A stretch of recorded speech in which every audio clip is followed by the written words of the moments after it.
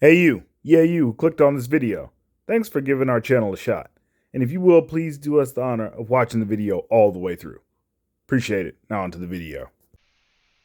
That's how you do it, Netflix. See, y'all are capable of making something good.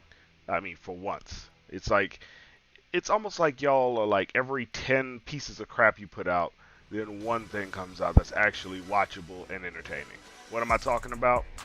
Well, I'm talking about the Russo brothers directed film The Gray Man, starring Ryan Gosling and everybody's favorite Captain America, and that would be Chris Evans. Now, this movie is basic premise is that the CIA decided that at some point they were going to create a program full of ghost operatives that essentially are ex-convicts who are convicted of various violent crimes, but however their situations are usually like they weren't really either a responsible or it was pretty much justified, but the court system screwed them over.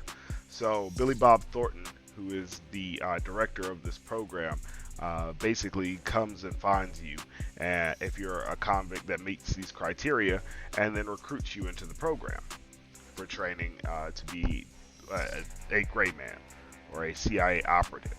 Now, in this particular movie, these gray men are called Sierras, and we are following Ryan Gosling's character, Sierra 6.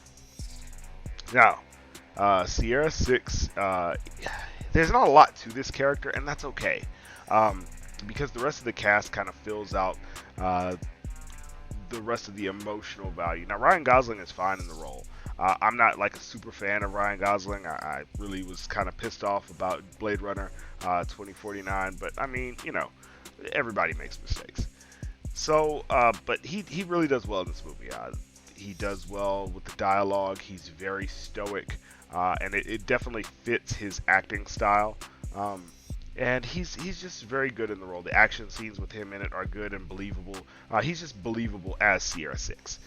This movie's also starring Chris Evans. Now, I'm just gonna go into it and say that Chris Evans in this movie is by far one of my favorite villains of all time. And I never thought I'd say this because I love him as Captain America, like love him as Captain America, and I didn't think I could really see him as a bad guy, but his bad guy in this, Lloyd Hansen, is amazing, and he has this comedic psychopath mentality that it just works for Chris Evans in a way that I never thought could, and just shows his range as an actor. It's amazing. I really enjoy him in this.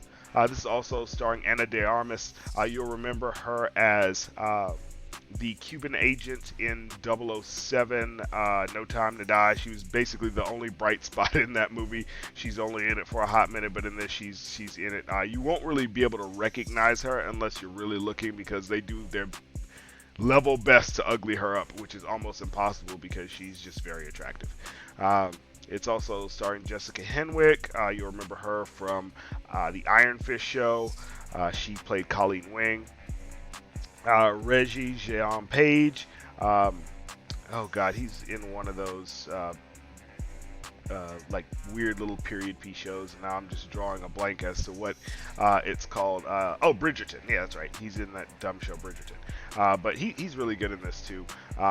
Billy Bob Thornton, Alfred Wood. The cast actually does a really good job. Now, the basic premise of this is that there's a government plot to kill Sierra Six, or the Gray Man, and I'm not going to spoil that for you as to why, but just know that if you liked a movie like Logan, if you liked movies, if you like anything with that style, like a Lone Wolf and Cub or The Mandalorian or anything like that, you'll be right at home with this. Like, this is just it's not like, Shakespearean storytelling, but it is such a fun time at the movies. Like, just such a fun time, and you'll really enjoy what's going on here. I know I did. I thoroughly enjoyed this movie from start to finish. The action set pieces are amazing. In particular, there's a set piece on a plane, and I know that this is done to death with a plane going down, but the way that it is shot just really, it takes the Uncharted scene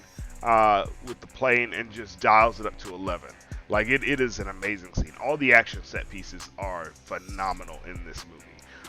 There's a couple that are a little bit unbelievable, but I mean that's par for the course. Like I said, this movie is pure unadulterated fun, and I really just love to see what the Russo brothers can do when they're let off of the Marvel leash.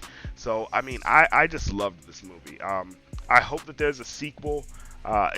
It's open. It's definitely open for one. And by the way, this is based on a book of the same name from 2009 by a man named Mark Greaney. I hope I'm saying his name right. But if you have a chance, read the book. The book is also amazing. But this movie was just so good. It comes out on Netflix on July 22nd. I do believe, yeah, July 22nd. And you'll really enjoy it. Like I said, this movie was so good, and it was just so refreshing to see something that wasn't oozing, agenda or wokeness or propaganda. Now, there is one part toward the end of the movie, and you'll know it when you see it, when one of the characters goes on kind of a diatribe about, blah, blah, blah, men are this, blah, blah, blah, toxic masculinity, but it's very brief. And it doesn't really take away from the movie. I did roll my eyes a bit, but like I say, if I had to give a number on this movie, I'd give it a solid 9.5 out of 10. It was that good, that entertaining, and I was never bored throughout the entire experience. So go see The Gray Man, watch it on Netflix. If you could, watch it in the movies. That's where I saw it. I saw it in the theater. If you can see it in the theater, I say do that, but like I say, it'll be on Netflix on July 22nd. So, just give it a watch. Enjoy it, because it is a rare gem in a sea of woke trash. That being said, guys, I'll see you on the next one. 8-Bit Heroes out. Peace. If you'd like to get a shout out on the channel, then hit that like button, maybe share it with a couple of friends, and do us the biggest honor of all, and subscribe to the channel so you can join the 8-Bit Heroes family. And while you're at it, hit that bell icon so you can be notified when our new videos come out.